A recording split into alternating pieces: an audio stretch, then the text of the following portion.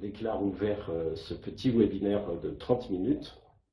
Alors, ce webinaire s'appelle le marketing du futur et non pas le futur du marketing. C'est une astuce qui vise à dire un certain nombre de choses que nous allons découvrir ensemble. Alors, puisque les 10 heures, allons-y. Déjà, tout le monde a compris l'usage du chat, donc ça c'est bien, et je souhaite que vraiment vous puissiez faire autant d'interactivité que vous le voulez. J'aurai simplement la difficulté de répondre à l'ensemble des questions, donc soyez patients. C'est inspiré librement, comme je le disais à l'instant, d'un blog, ce que vous allez voir là, qui est celui d'Olivier Zrati, comme je le disais tout à l'heure, qui est très imprégné de nouvelles technologies et qui a un passé important dans le domaine du marketing. Donc je trouve que dans ce monde virtuel, dans ce monde numérique, digital, il y a un souci parfois, c'est qu'on ne prend pas le temps de dire ses sources d'inspiration. Je m'évertue à le faire, et donc la très grande majorité des choses qui ont inspiré cette présentation, vous les retrouverez à travers le document qui s'appelle le marketing du futur. Samira me signale qu'elle n'a pas mis de son, je pense que c'est de votre côté puisque les autres interlocuteurs disent en avoir. Alors, maintenant que j'ai rendu ce qui était à César, voyons qui est d'abord Vocasa. Ce n'est pas l'objet du tout du webinaire, mais il me paraît important que vous sachiez qui vous parle. Donc, nous sommes une société qui a 12 ans d'expérience, donc on n'est plus tout à fait une start-up, même si on essaie de faire en sorte que nos propos soient très start-up et très modernes. On a plus de 1000 clients, on fait partie d'un groupe qui s'appelle Winsoft International et c'est plus de 50 salariés. Donc c'est effectivement un petit groupe, mais c'est un groupe qui va bien et qui est composé de 3 sociétés principales. Nos offres et solutions, je passe très vite dessus, ce n'est pas l'objet. Nous délivrons un logiciel d'enquête en ligne qui permet de faire des enquêtes ponctuelles avec un niveau de fonctionnalité beaucoup plus élevé que ce qu'on peut trouver par exemple sur le web d'une manière générale, particulièrement quand elles sont gratuites. Le volume de votre son, est-ce que des gens ont des problèmes sur le volume du son? Parce que je vais essayer de l'augmenter un peu. Est-ce que c'est mieux, Samira? Ok, donc nous faisons aussi des enquêtes clés en main, donc j'ai des retours pour me dire que le son va bien. Donc on va en rester là si vous voulez bien, puisque visiblement ça fonctionne pour la majorité des gens. Alors j'en étais à dire qu'on délivrait un logiciel qui s'appelle Survey Manager pour faire des enquêtes en ligne, que nous avons des enquêtes clés en main et qui consistent à traiter des problématiques sans que vous ayez à acquérir de la compétence sur un logiciel et même sur le domaine. Vous avez besoin de faire une enquête, nous savons les réaliser, nous faisons ça tous les jours. Et enfin, notre dernière offre est le fait de faire des enquêtes dites automatisées. J'en reparlerai un tout petit peu tout à l'heure, mais le principe est d'avoir des remontées d'informations en permanence et non pas une fois ponctuellement dans l'année ou 2 fois dans l'année. Ça, c'est des enquêtes automatisées qui fonctionnent 24 heures sur 24, 365 jours de l'année. Alors, je reviens sur l'objectif du webinaire pour que ce soit bien clair. Nous parlons ici du marketing du futur. Ça veut dire qu'aujourd'hui, ce marketing du futur, et si j'ai mis cette image, elle est là pour symboliser ce qui se passe. En gros, sur le marketing de l'immédiateté, il y a des choses, on va voir comment ça se passe, mais on est sur une notion de plaisir immédiat quand on parle du marketing de l'instant. Là, il s'agit d'essayer de voir un tout petit peu plus loin que le bout de son nez, comme le symbolise ce petit garçon avec sa sucette, et d'essayer de voir comment ça fonctionne et de voir quelles règles on peut adopter pour faire du marketing qui est un petit peu plus loin que le marketing immédiat. Alors, bien entendu, parfois les sujets se recoupent. Alors, ça ne sera pas non plus exhaustif. Je vous ai mis cette image pour symboliser ce qui se passe. Vous imaginez bien qu'il y a tellement de produits, tellement de technologies, tellement de façons de faire et de mixer qu'il n'est pas envisageable tout simplement que ce soit exhaustif en 30 minutes. Mais c'est un point de démarrage, je m'en expliquerai là encore un petit peu plus tard dans ce webinaire. Ok, on me dit que tout va bien sur le son, donc je continue. Et puis je rappelle que ça dure seulement 30 minutes, donc on n'aura pas le temps de rentrer dans les détails de chacun, et je m'en excuse par avance. mais n'oubliez pas de nous contacter. Ce qu'on cherche, nous, à faire à travers ce webinaire, c'est décaler, bien entendu, notre discours pour arriver à avoir des dialogues qui nous permettent d'enrichir bien la vue de chacun sur le marketing et d'avoir des contributions. Mais je vous en reparlerai un tout petit peu plus tard. L'agenda, vous le découvrez là, on va l'attaquer directement, mais on va être sur une notion de 7 points, pas davantage, et on va essayer bien entendu d'aller assez vite. On sera contraint par le temps d'aller assez vite sur chaque point. Alors, qu'est-ce que la court-termisation? Est-ce que quelqu'un a une idée? Y a-t-il des chimistes parmi nous de ce que peut être ce premier symbole chimique? Alors à vous, essayez de me répondre si quelqu'un sait ce que c'est. Alors franchement, je n'ai pas de réponse, je ne suis pas tout à fait étonné, mais franchement, qui sait ce qu'est la dopamine? Alors je suis allé un peu vite, je n'ai pas attendu vos réponses, mais franchement, bon, je pense qu'on n'est pas beaucoup à le savoir. Alors, qu'est-ce qu'a à voir la dopamine avec le marketing? Aujourd'hui, on va dire que c'est l'hormone essentielle sur ce qui se passe dans notre cerveau est lié au marketing de l'immédiateté. Donc là, il y a des choses à dire. Cette dopamine, quand on la rajoute avec ce qui s'est passé dans la court-termisation des consommateurs, puisque c'est notre sujet, ce qui s'est passé, c'est qu'il y a eu l'arrivée du web. Donc ça réduit le temps, l'espace, la manière d'accéder à l'information.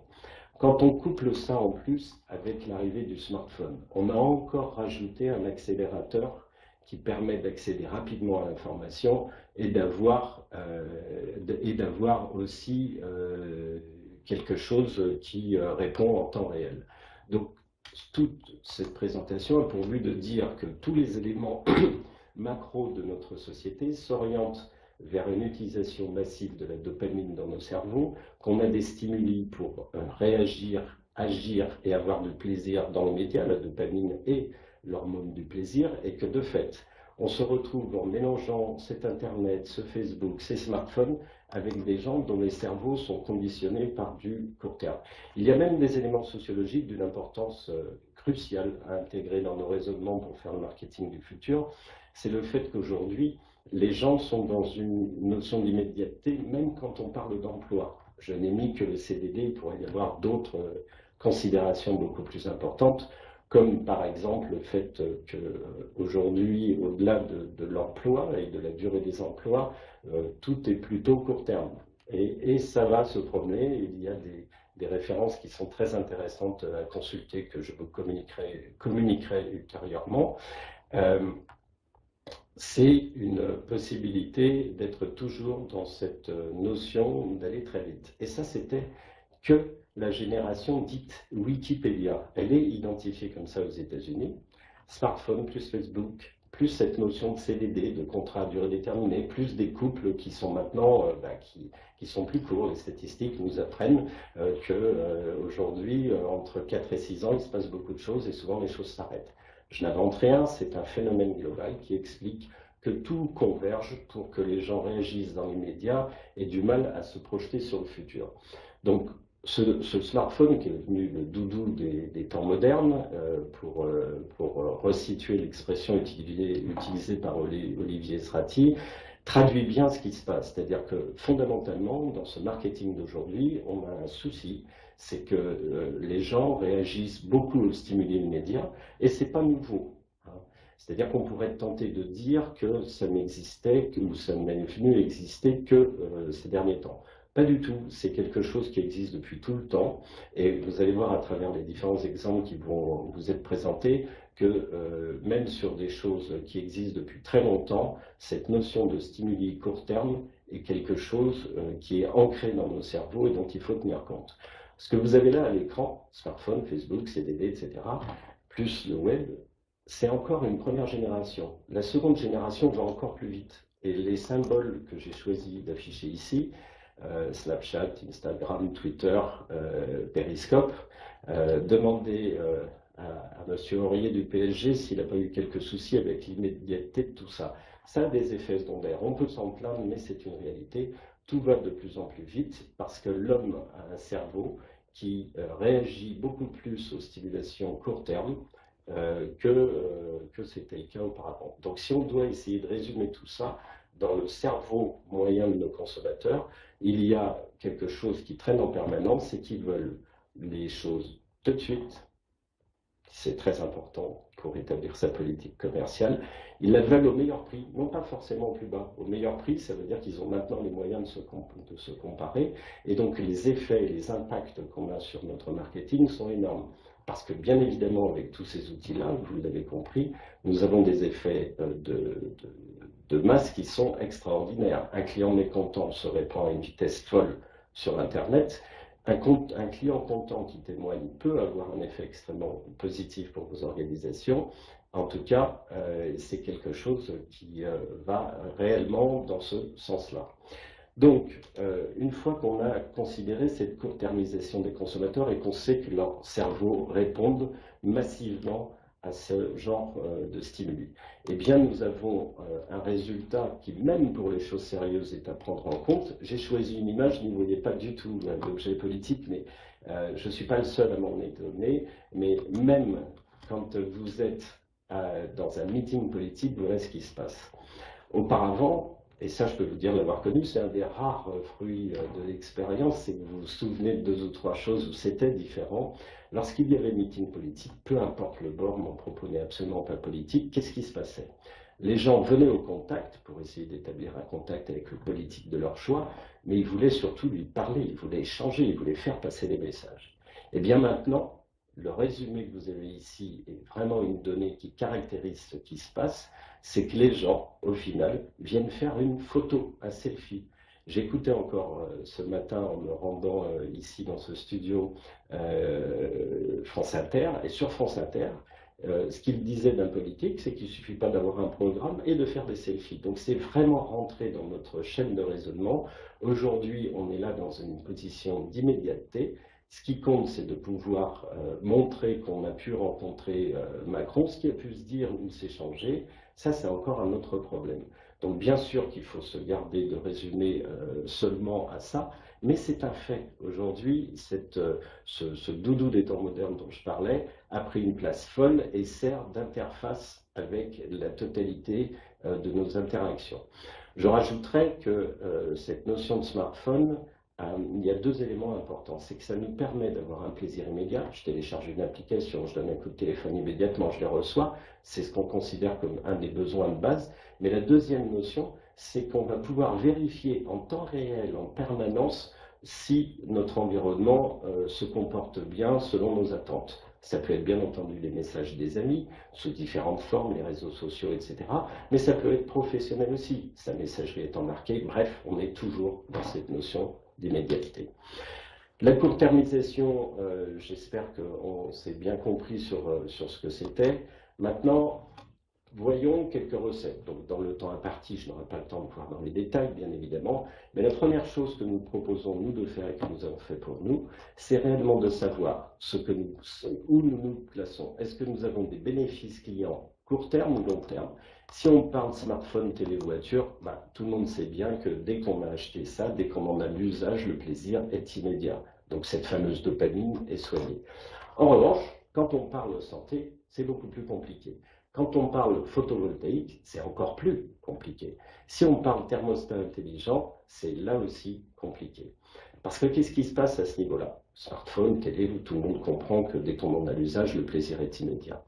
Quand on fait des produits de santé, eh bien, le bénéfice n'est pas forcément immédiat. Et là, je vous renvoie à des exemples que vous pourrez découvrir sur le document d'Olivier Zrati, différents documents, mais dans lequel vous avez par exemple sur le photovoltaïque, vous savez bien que le bénéfice n'est pas à court terme. Donc on va devoir aller chercher, une fois qu'on a fait ce classement et qu'on sait où sont nos bénéfices, on va vraiment devoir aller chercher des arguments qui vont s'inscrire sur ce qu'on appelle soit de l'intermédiaire, soit du différé, mais en tout cas, on va essayer de relier les 2 éléments, c'est-à-dire faire en sorte que, et c'est la recette numéro 1, que le court terme étant plus facile à vendre, pour le long terme, on va essayer d'associer un plaisir court terme au bénéfice long terme. On va essayer d'associer un bénéfice court terme à un bénéfice long terme.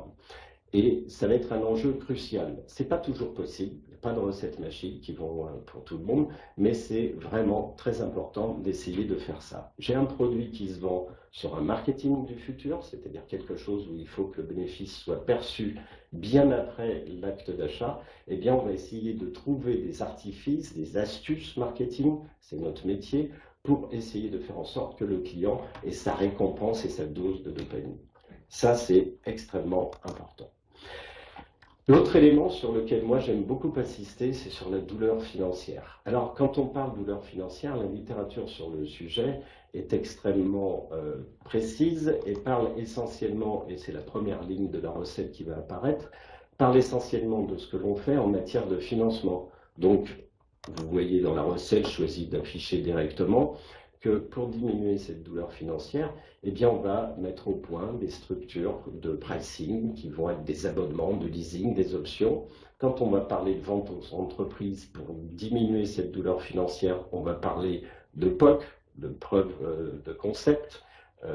Et puis, nous allons, dans cette preuve de concept, essayer de faire ce qu'on appelle du TCO, hein, c'est-à-dire ou du ROI, autant de termes d'acronymes pour essayer. Le POC, c'est la Proof of Concept. En français, preuve de concept, ça doit être preuve de concept, PDC, tout simplement. Mais on retient souvent le terme de POC. Quant au ROI, c'est le retour sur investissement, toujours en termes anglais. Mais le principe de base, c'est d'essayer de faire en sorte que vous accompagnez votre client à diminuer sa prise de tête, comme le symbolise cette image, lorsqu'il se penche sur les effets financiers. J'insiste pour ma part, et c'est quelque chose dans notre entreprise qu'on essaie de faire, et on pense qu'on est en route pour y arriver, sur deux notions pour diminuer la douleur financière. C'est la limpidité de vos tarifs, la lisibilité de vos tarifs. Il faut faire attention à ce que ces tarifs soient réellement perçus comme étant efficaces, et c'est d'avoir des contrats lisibles. Certes, vous avez aujourd'hui de très gros succès qui se passent d'expliquer ces choses-là, mais tous ne sont pas sur une chose où on peut mesurer la visibilité des contrats. Je m'explique. Quand vous prenez un smartphone et que vous allez sur les magasins en ligne des différents constructeurs, ils vous demandent de signer, comme un peu les assurances, de signer ou de valider que vous avez bien lu les conditions générales de vente, ce que personne ne fait, et quand bien même vous le feriez, très souvent on est dénué de compétences pour en approuver le poids réel. Donc, il peut y avoir, je vois qu'on me parle aussi d'attendre la réduction d'impôts, car ces concepts restent très onéreux. Oui, c'est une réalité. Alors, ceci étant fait, il y a des astuces toujours aussi pour essayer de faire de la gamification et d'associer le jeu, parce que le principe de la gamification, c'est de rendre plus ludique. Certains s'en plaignent en disant qu'on fait de moins en moins appel à ces raisonnements court terme. Ben oui, c'est tout l'enjeu. Mais je crois qu'il faut éviter d'opposer le court terme et le long terme. Il faut plutôt essayer de les rapprocher. Gamification ne veut pas dire stupidité, comme je le dis trop souvent, mais veut dire qu'on va associer le plus possible des principes ludiques venus du monde du jeu pour pouvoir rendre des produits dont les gens ont du mal à percevoir le bénéfice court terme et faire qu'il y ait un plaisir immédiat pour assurer la fonction initiale. Il y a un exemple que moi j'aime beaucoup, qui est celui de la brosse à dents. La brosse à dents, le moins qu'on puisse dire, j'imagine qu'un certain nombre d'entre nous l'ont vécu avec leurs propres enfants, c'est qu'on vient de loin. Savez-vous que le taux de pénétration des brosses à dents est inférieur au taux de présentation des smartphones? Ça prouve deux choses extrêmement importantes. La première, c'est que ce n'est pas une histoire de budget, parce que je sache, une brosse à dents, ça coûte beaucoup moins cher qu'un smartphone.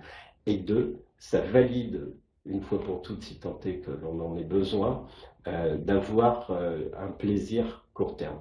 Alors qu'ont fait les fabricants de brosses à dents? Et ça marche pas mal parce que les prix sont différents, les marges sont meilleures, donc c'est aussi une histoire de résultat commercial.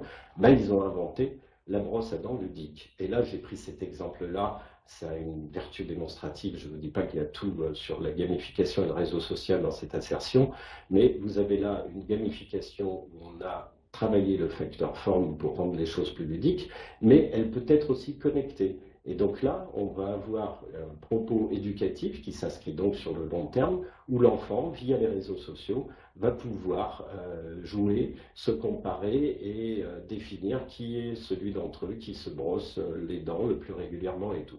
Évidemment qu'il peut toujours y avoir des effets pervers, d'où je vous encourage à vous méfier. Mais le principe est là. Et ces deux images n'ont pas pour autre objet que de dire que même quand on a quelque chose issu depuis très longtemps, enfin qui existe depuis très longtemps, il y a très souvent des possibilités de gamification et d'appliquer ça sur les réseaux sociaux. Pardon. Ne négligez pas cet aspect-là des choses. Regardez ce qui se passe dans le monde de la voiture, par exemple. Où est-ce qu'il y a maintenant une voiture qui ne serait plus connectée? Elle l'est pour différentes fonctions. Elle l'est de plus en plus. Et vous savez bien qu'on va vers aussi des voitures qui prendront un fonctionnement de plus en plus autonome, même si on a pu voir ces derniers temps qu'il y avait encore beaucoup de choses à faire là-dessus. Mais aujourd'hui, quand vous achetez un vélo, prenez par exemple les vélos électriques qui se vendent aujourd'hui, les iBag par exemple de nos amis allemands, mais il y a des très beaux concepteurs français comme Moustache, ça ne s'invente pas, Moustache est un très beau constructeur français de vélos électriques, et bien tous proposent des systèmes de gamification et de réseaux sociaux. Là, on est du côté sportif pour essayer de dire que les gens peuvent se comparer, s'échanger des formats, s'échanger des parcours, pardon, et surveiller, par exemple, leur santé avec tout ça. Donc, c'est quelque chose de très intéressant entre le stimuler et la réaction, comme est en train de le préciser Yannick.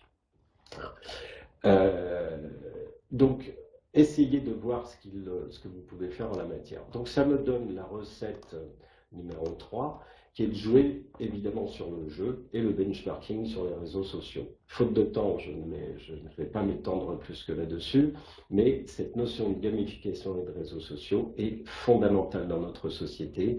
Aujourd'hui, d'une manière ou d'une autre, il faut y aller sur ces produits et avoir un principe de ludique qui s'installe dans votre offre.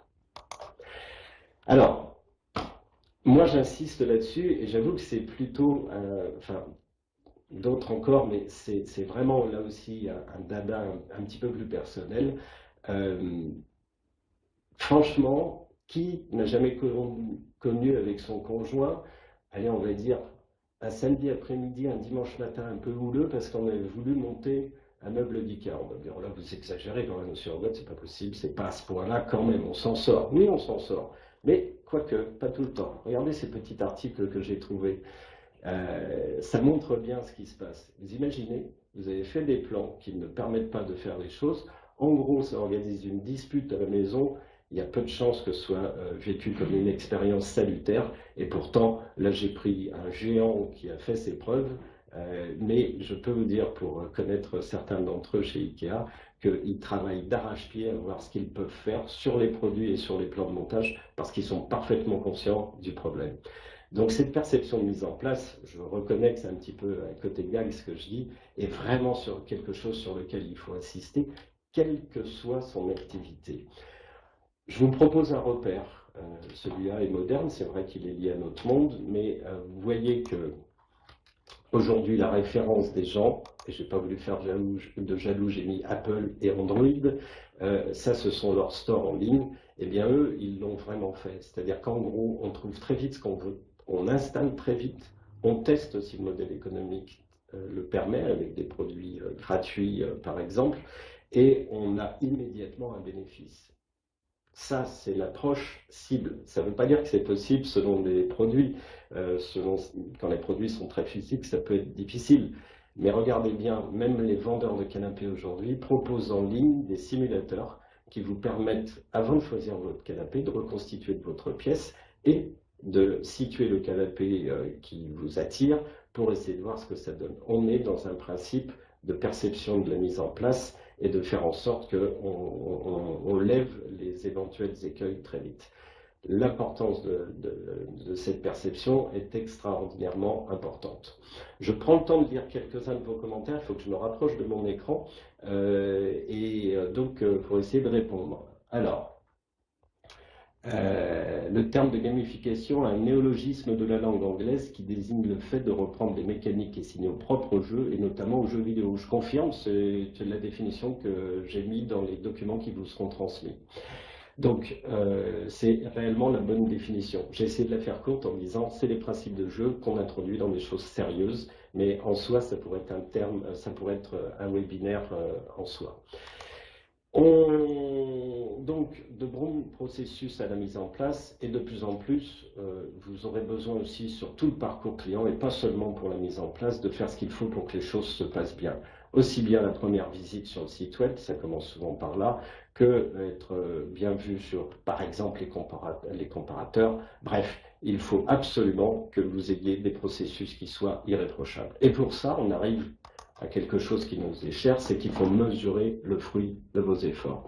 Le fruit de vos efforts, ça veut dire que vous avez inventé des processus, vous avez mis en place un site web, vous avez essayé d'améliorer votre installation, mais en définitive, ce que vous ne saurez jamais, c'est à quelle vitesse ça bouge. On est dans un monde ultra connecté, chez vos concurrents, qui vont très vite également, et qu'est-ce qui se passe dans la tête de vos clients. Donc vous devez mesurer en permanence.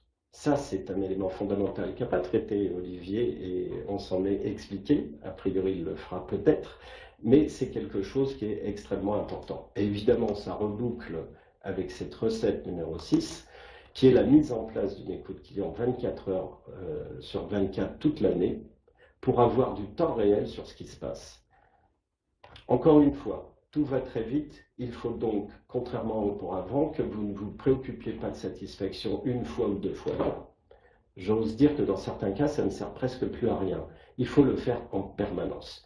D'où une mécanique d'écoute qui permet de faire ce genre de choses. Alors, je me suis dit, comment je peux illustrer ça? Nous, en préparation, dans nos laboratoires en R&D, voilà ce que ça donne. Si j'y mets les différents sujets qu'on vient d'aborder, la gamification, le fait de faire du joli, le fait de faire du réseau social, etc. Bref, ça donne chez nous des tableaux de bord qui sont maintenant accessibles, qui sont sobres, qui remontent des informations pour avoir des tendances, qui permettent de se comparer. On est sur la notion de benchmarking en réseaux sociaux, ça pourrait l'être, là c'est à l'intérieur de l'application. Bref, en tout cas, on va savoir se situer dans son écosystème personnel, on va pouvoir se comparer d'un point de vente à l'autre, d'un magasin à l'autre, d'un site à l'autre, et on va l'obtenir en 3 secondes chrono. On pose ses yeux, on a l'information. Donc on joue là sur la couleur, on sait donc que tout va bien, notre œil est attiré immédiatement, et plutôt que d'avoir une symbolique très simple avec une flèche plus classique, on va utiliser les smileys qui sont connus, c'est ce que ça donne dans nos applications, ou alors un orage qui se déclenche parce qu'on aura réglé le logiciel de telle manière qu'il fera ça.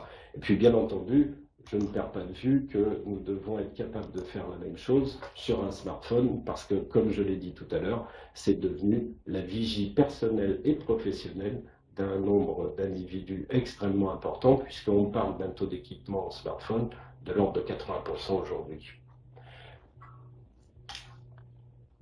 Alors, ensuite, je veux tenir mon délai, donc je n'ai plus que quelques minutes pour vous donner la parole.